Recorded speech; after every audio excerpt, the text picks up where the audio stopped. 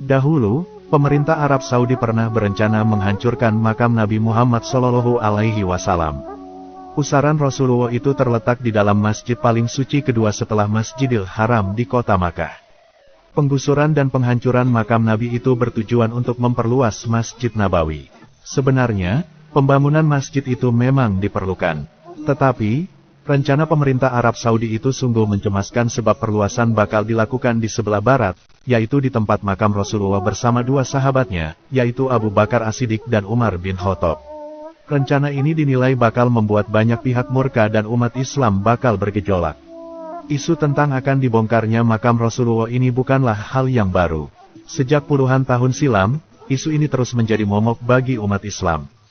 Pada tahun 1924 sampai 1925 Masehi, Arab Saudi dipimpin oleh Ibnu Saud, yaitu Raja Najd yang beraliran Wahabi. Aliran ini sangat dominan di Tanah Haram, sehingga aliran lain tidak diberi ruang dan gerak untuk mengerjakan mazhabnya. Semasa kepemimpinan Ibnu Saud, terjadi eksodus besar-besaran ulama dari seluruh dunia. Mereka kembali ke negara masing-masing termasuk para pelajar Indonesia yang sedang mencari ilmu di Arab Saudi. Dahulu, aliran Wahabi yang terkenal Puritan berupaya menjaga kemurnian agama dari kemusyrikan dan bid'ah.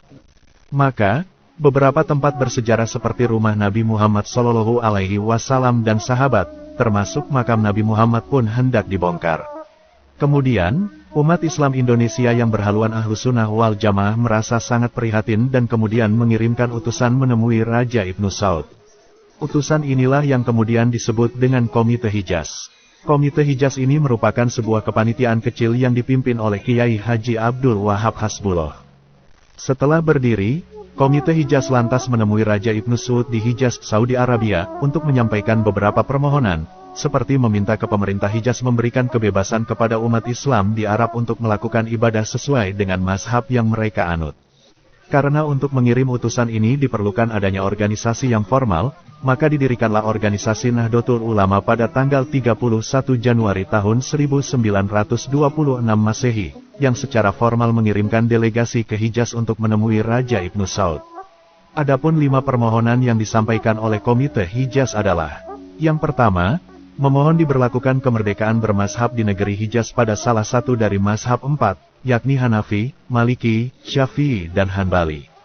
Atas dasar kemerdekaan bermazhab tersebut, hendaknya dilakukan giliran antara imam-imam sholat Jumat di Masjidil Haram dan hendaknya tidak dilarang pula masuknya kitab-kitab yang berdasarkan mazhab tersebut di bidang tasawuf, akidah, maupun fikih ke dalam negeri Hijaz, seperti karangan Imam Ghazali, Imam Sanusi, dan lain-lainnya yang sudah terkenal kebenarannya. Kedua, memohon untuk tetap diramaikan tempat-tempat bersejarah yang terkenal sebab tempat-tempat tersebut diwakafkan untuk masjid seperti tempat kelahiran Siti Fatimah dan bangunan Khaizuran dan lain-lainnya. Ketiga, memohon agar disebarluaskan ke seluruh dunia, setiap tahun sebelum datangnya musim haji mengenai tarif ketentuan biaya yang harus diserahkan oleh jamaah haji kepada syaikh dan mutawif dari mulai Jeddah sampai pulang lagi ke Jeddah.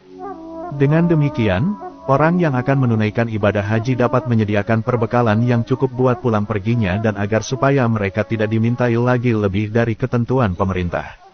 Keempat, memohon agar semua hukum yang berlaku di negeri Hijaz, ditulis dalam bentuk undang-undang agar tidak terjadi pelanggaran terhadap undang-undang tersebut. Kelima, Jamiah Nahdlatul memohon balasan surat dari Yang Mulia, yang menjelaskan bahwa kedua orang delegasinya benar-benar menyampaikan surat mandatnya dan permohonan-permohonan kepada Yang Mulia dan hendaknya surat balasan tersebut diserahkan kepada kedua delegasi tersebut. Dari pemaparan di atas, maka dapat disimpulkan bahwa Komite Hijaz yang merupakan respons terhadap perkembangan dunia internasional ini menjadi faktor terpenting didirikannya organisasi. Berkat kegigihan para kiai yang tergabung dalam Komite Hijaz, aspirasi dari umat Islam Indonesia yang berhaluan Ahlussunnah wal Jamaah lalu diterima oleh Raja Ibnu Saud. Akhirnya, makam Nabi Muhammad yang akan dibongkar pun tidak jadi dihancurkan. Begitulah hebatnya ulama-ulama Indonesia zaman dahulu. Kita harus bangga, karena perjuangan ulama Indonesia di masa lalu telah berjasa mempertahankan makam Nabi Muhammad SAW dari penggusuran.